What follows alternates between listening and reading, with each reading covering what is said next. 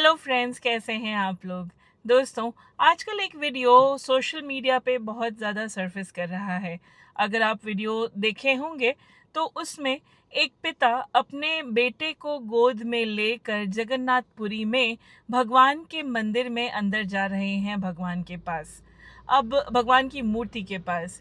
अब मैं यहाँ आपको बता दूं कि ये जो इनका बेटा है वो 2 महीने से कोमा में था उस समय।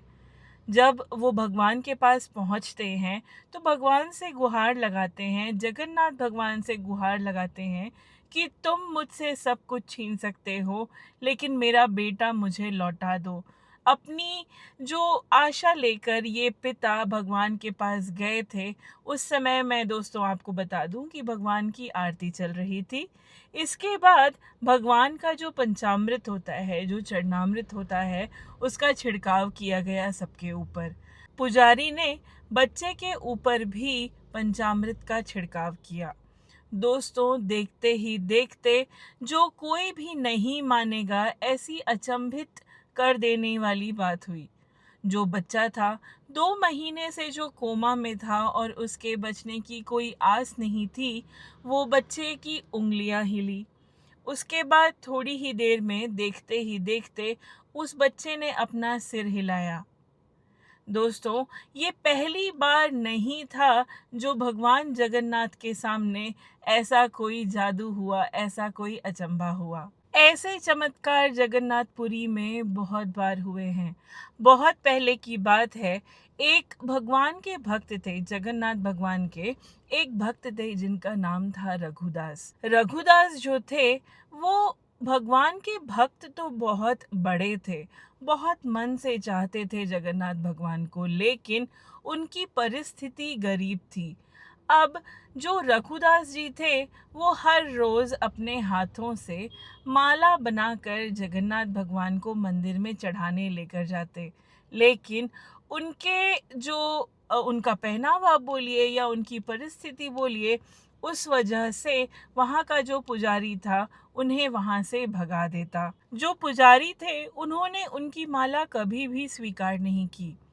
अब प्रेम इतना था कि रघुदास ने कभी भी गिव अप नहीं किया। वो नित्य अपनी माला बनाते और भगवान जगन्नाथ के लिए लेकर जाते, चाहे उनके साथ पुजारी कैसा भी बर्ताव करते। अब एक दिन की बात है, रघुदास जी बहुत बीमार पड़ गए। अकेले रहते थे। अकेले रहने की वजह से उनकी देख रेख करने के लिए भी कोई नहीं था, उनकी सेवा करने के लिए कोई नहीं था। बहुत दिनों तक बिना खाए पिए वो ऐसे ही बीमार पड़े रहे। लेकिन एक रात क्या हुआ कि एक अजनबी बच्चा, जिसे वो जानते नहीं थे, उनके घर पे आया और बिना कुछ सोचे समझे पूछे उस बालक ने उनकी सेवा शुरू कर दी।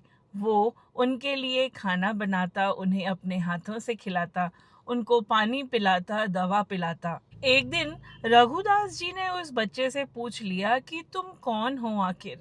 तो इस पर उस बालक ने जवाब दिया कि मैं वही हूँ जिसे तुम रोज माला चढ़ाने आते हो। इतना कहकर वो बच्चा वहां से गायब हो गया।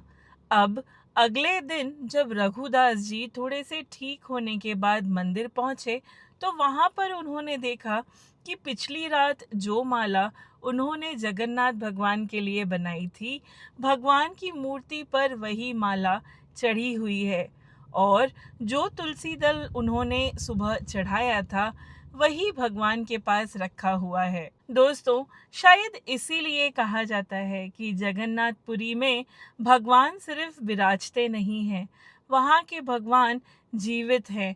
वो अपने भक्तों का इस कदर ख्याल रखते हैं कि अगर कोई भी भक्त मुश्किल में है तो वो खुद आकर उसके आंसू पोंछेंगे। भगवान जगन्नाथ वही हैं, कभी रघुदास जी के लिए अपनी सेवा देते हैं या फिर कभी उस बच्चे की सांस बनकर आते हैं।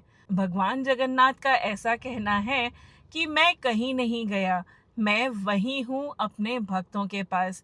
अगर आप भी ये चीज़ मानते हैं तो कमेंट सेक्शन में जय जगन्नाथ लिखना मत भूलिएगा। Thank you.